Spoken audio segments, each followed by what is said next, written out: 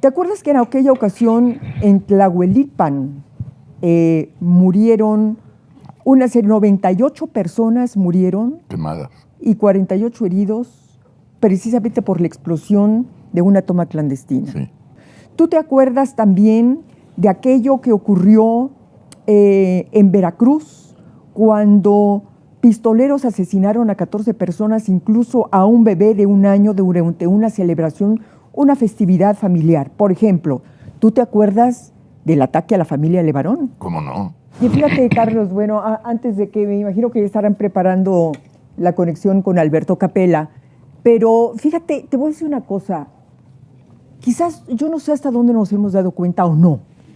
A propósito de lo que hablabas de la inseguridad y de la violencia en el país, México está en una especie de estado de guerra. Todos los días.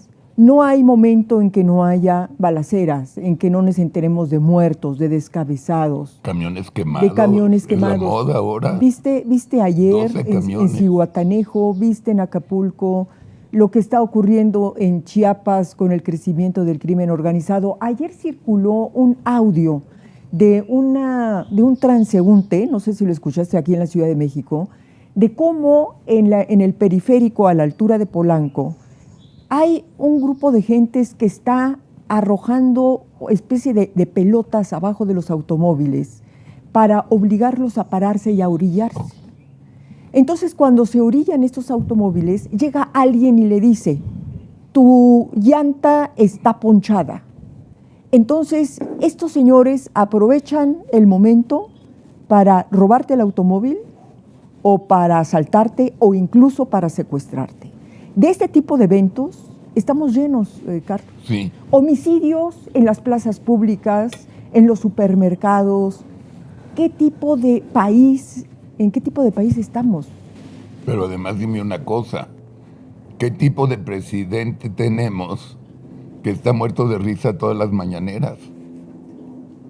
O sea, con sus sarcasmos y pegándole a todo mundo. Minimizando. Tú hablabas de que en este sexenio ya hay a estas alturas más homicidios que con Calderón y con Peña. Efectivamente, hay 75% más de homicidios que con Calderón. Y hay que mencionar a Calderón porque el presidente todos los días acusa a Calderón. Sí, claro, y además lo acusa de haber provocado una matanza. Pero en este sexenio, el índice de asesinatos, de desaparecidos, ahorita vamos a hablar con Ceci Flores, de desaparecidos, es impresionante, jamás lo habíamos visto, jamás lo habíamos visto. Y mira, habrá que ver, ¿ya estará Capella listo? No está listo todavía. Mira, ¿tú te acuerdas? Hay que platicar muchas cosas con Capella. Por ejemplo, a mí me gustaría preguntarle ahorita cuáles son los más grandes errores que ha cometido este gobierno en materia de seguridad. Porque inventó esta cosa de la política de abrazos, no balazos, que significa simple y sencillamente impunidad para los cárteles. Así es.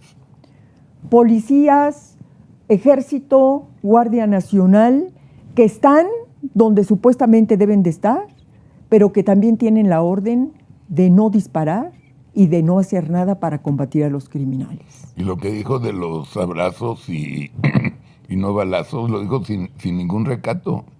O sea, lo dijo totalmente en serio. Sí, claro. O sea, bueno, y si violencia genera violencia, y él cree que violencia genera abrazos.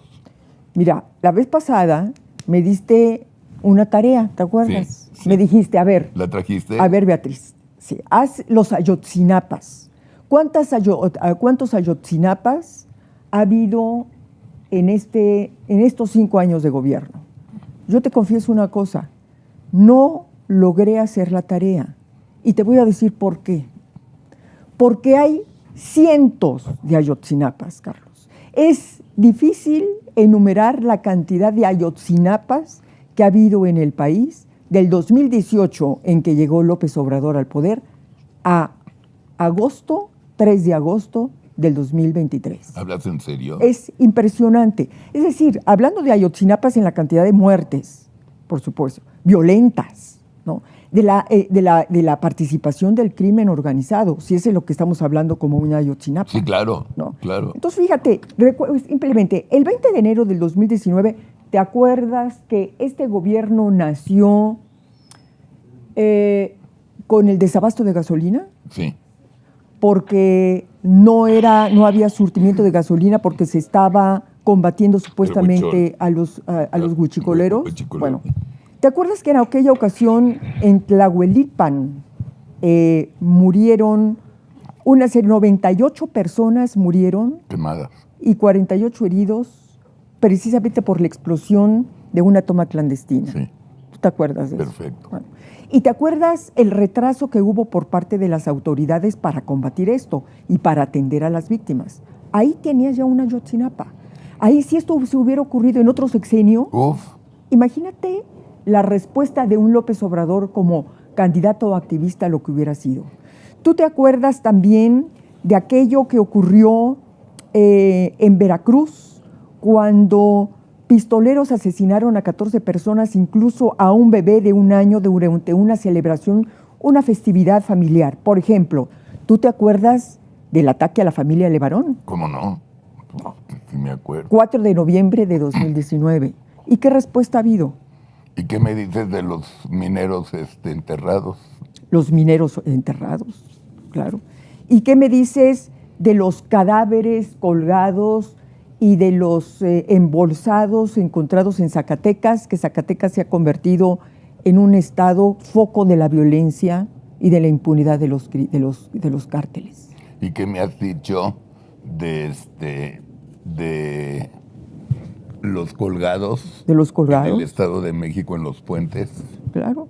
Y te acuerdas también, ayer precisamente me acordaba, cuando vemos los incendios en Zihuatanejo, de las unidades de transporte, ¿te acuerdas de lo que ocurrió al mismo tiempo? Estos incendios que provocaron los cárteles, estamos hablando del 14 de agosto del 2022, transporte público en Tijuana, en Mexicali y en Ensenada, al mismo tiempo incendiados, Sí, ¿te acuerdas? Perfecto.